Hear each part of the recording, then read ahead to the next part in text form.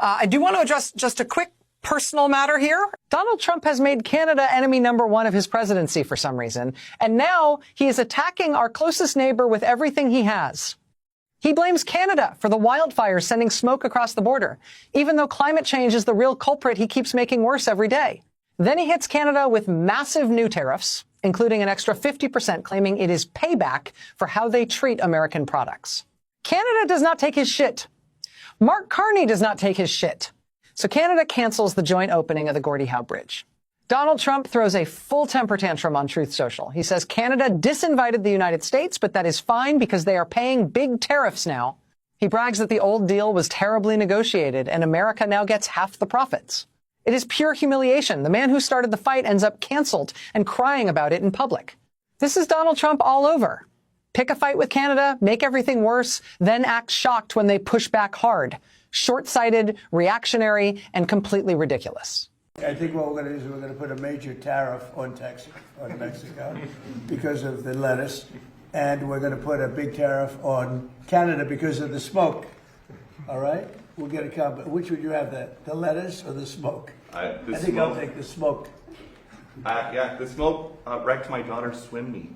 Well, it's closed up a lot of countries. I've told Canada they have to do something about it. You know, we've never had this problem. All of a sudden we have this problem with Canada. Hi, friends. So the orange clown is at it again. He doesn't like the smoke from the wildfires. Oh yeah, we intentionally lit them just so he could get some smoke. He's going to give us some 50% tariffs in a few things. Dairy, lumber, shit like that. Yeah, you know what it is? Our boycotts are working. I've been watching the reports. Their sales on things are going down because Canada is their biggest buyer. And when we stop buying, we hurt them. When we stop traveling to the United States, it hurts them. Disneyland, unfortunately, because Disneyland is against Trump too, that's fortunate they get hurt. But Vegas, those places, everything's down because Canadians aren't going. So keep it up. Keep up the good work. I've heard some people go, we got to stop fighting, and the premiers are getting together now, and we got to stop fighting the United States and just make a deal with them. You know what I say? Fuck them. Fuck them. Screw that fat orange blob, and screw them. We don't need them. We're diversifying. We're making deals all over Europe, Norway, Germany, China. Let's start doing that. Screw the United States. The United States is never going to come out of this. They've killed themselves. They're done. Let's just keep moving forward and do what we do best. Like and follow, folks. Thank you. Have you noticed the opinion pieces being released by our media on why Mark Carney isn't being aggressive with the tariffs from Donald Trump? Because as it stands right now, a lot of people think Mark Carney and his administration is being too quiet with the situation. They feel that Canada should be fighting back more. But I have a question for you before we get into this video. Do you think escalating this trade war is better for Canada? Remember the last time when we put counter tariffs on the United States? Remember what had happened to our country? It made products more expensive for businesses and the Canadian consumers. Because despite what Donald Trump and his administration will tell you, tariffs are paid by the country that is importing it. So that's why these tariff wars are so difficult, and because the economic damage goes both ways. It started off with our premier saying that Canada needs to fight back, specifically Doug Ford, who said that Canada could topple the US government.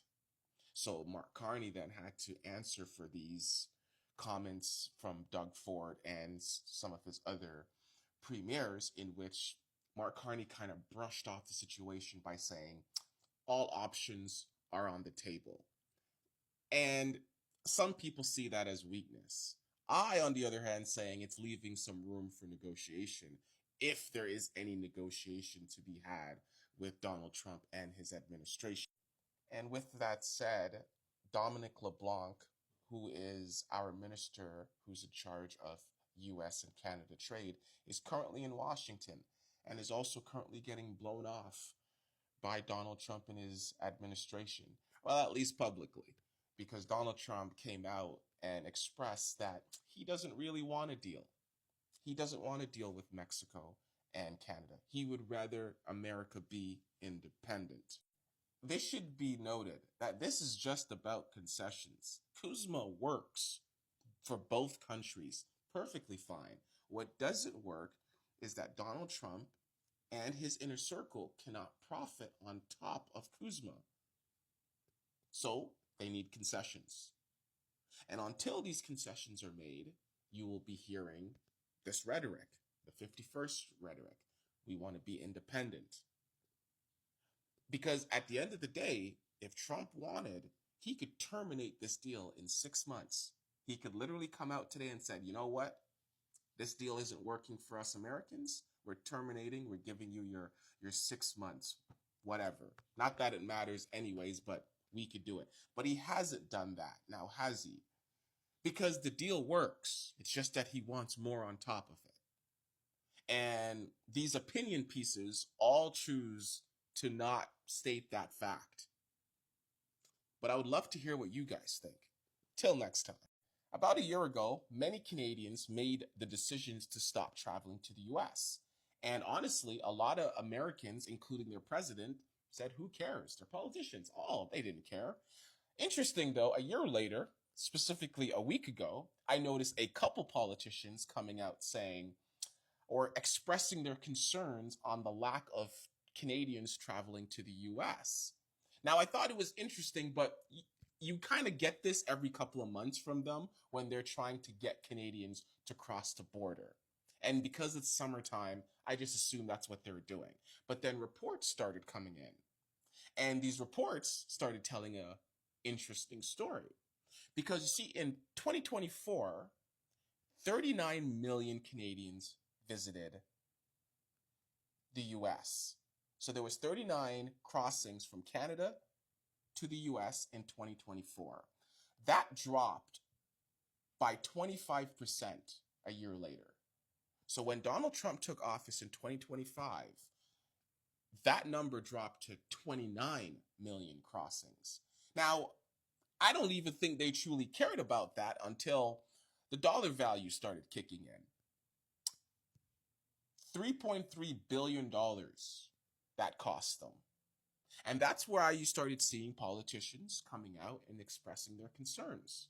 Because it's more local than you may think it is. New York, Maine, Arizona, those are the places that are being affected. I think I forgot Michigan as well. A congressional report warned the US that a lack of Canadian travel will hurt hotels, restaurants, and just businesses along the northern border, which is why you have these senators coming out now saying, you know, give America a second chance. Now, New York is promoting discounts on hotels and restaurants in hopes that it will entice and encourage Canadians to start traveling to New York again. Now, will Canadians start traveling back to America? Do I think that this relationship can be fixed? Probably with time, but I should alert Canadians to this. We, as a country, respected Americans, and we are one of the few countries in the world to do so.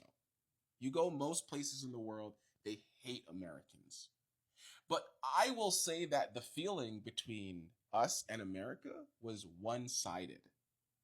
Because when Donald Trump started his 51st rhetoric, Americans took that and ran with it. Their media outlets took it and ran with it. Their politicians took it and ran with it. And even the Democrats who are now coming out and speaking remain quiet.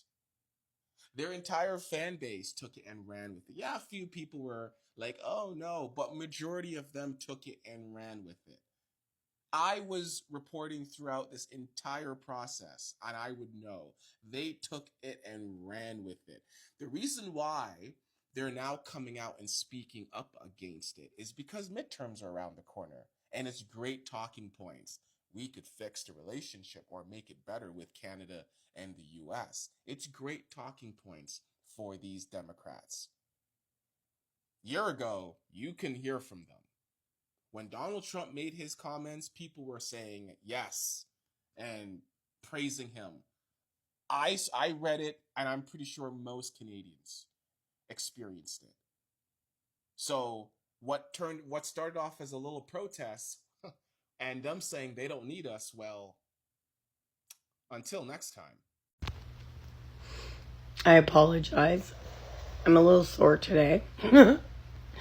Burnt yesterday being on the lake, and that was awesome. But I'm just curious. Can anyone, mostly American friends, explain to me why Trump is like literally putting us fist to fist?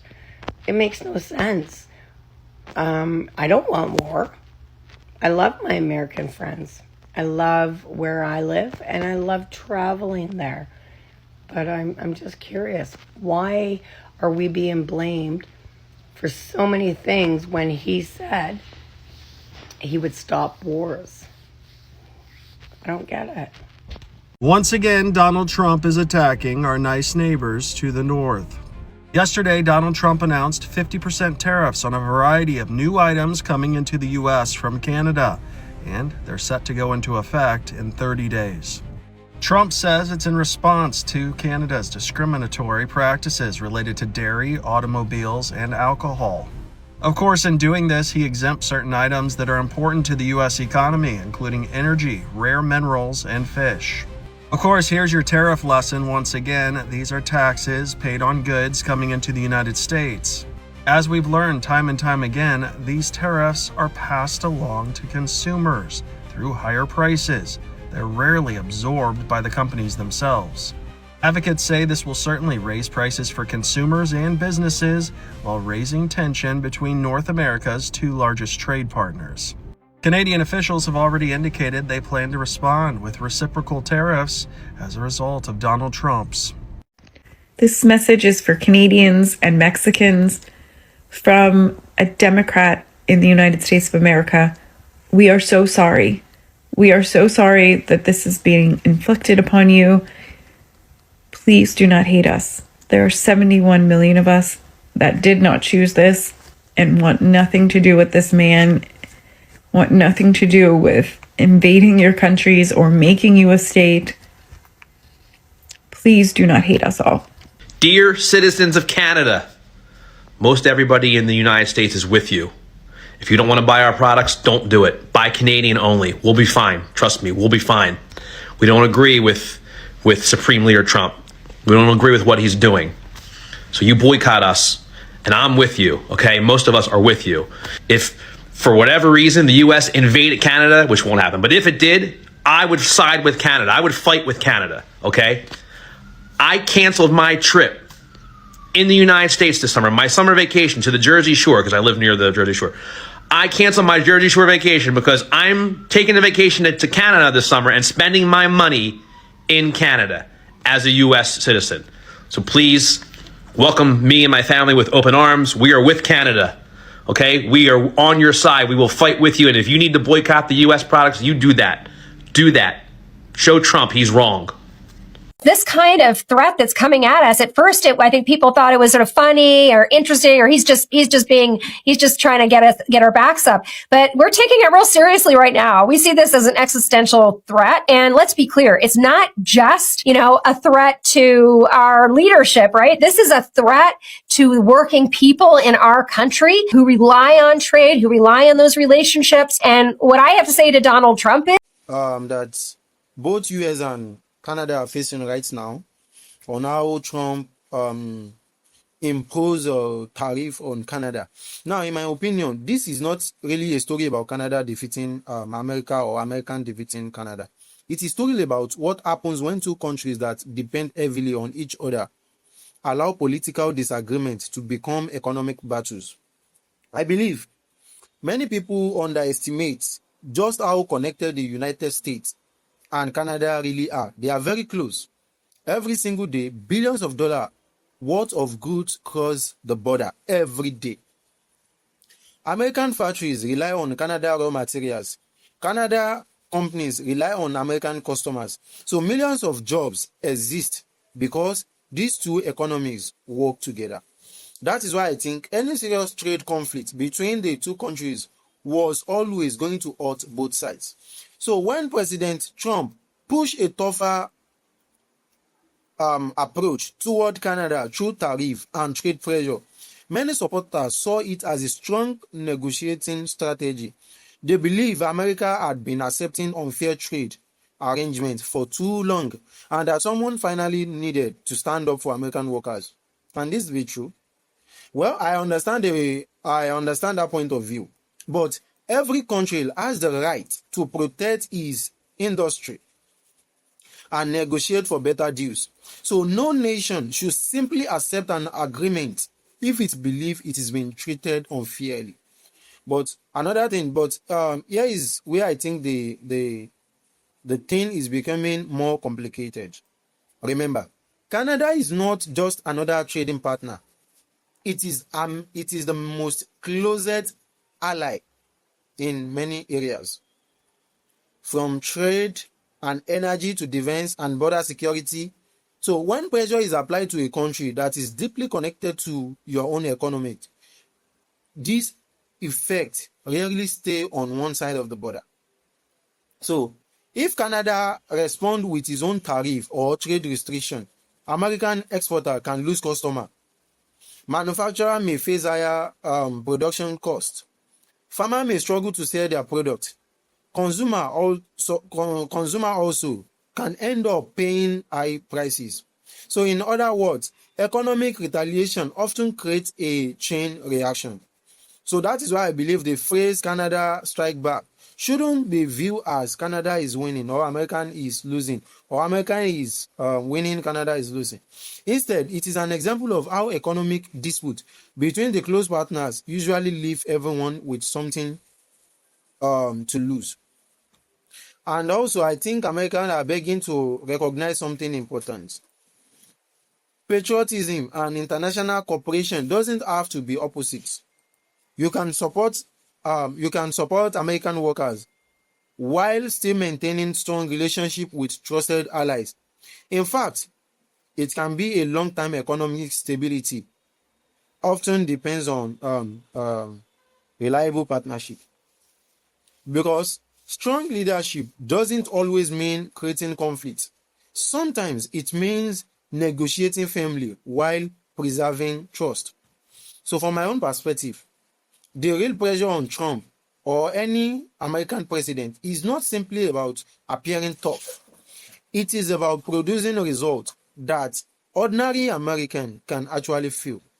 So if businesses faces higher costs, if workers lose export market, if consumers pay more at the checkout, then voters naturally begin asking whether the strategy is achieving its intended goals. And that doesn't automatically mean the entire policy was wrong.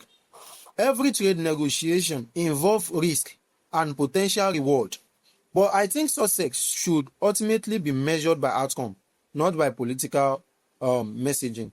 So what should happen now? I think, in my own opinion, both countries need to return to a practical negotiation instead of political confrontation. America should continue defending its economic interest, but it should also recognize the value of predictable relationship with trusted allies like Canada.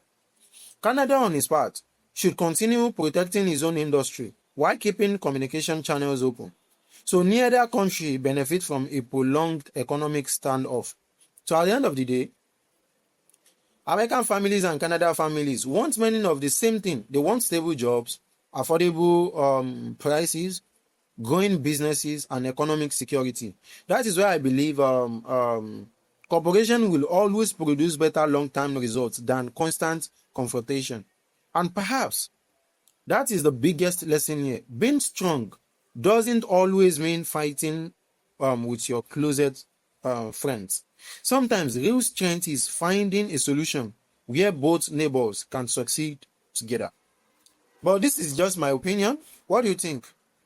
Has American tougher approach toward Canada done more than good than harm? Or should both countries put politics aside and focus on rebuilding their economic partnership? I want you to share your thoughts in the comment section below. Thanks for watching, guys. See you in my next video. Bye.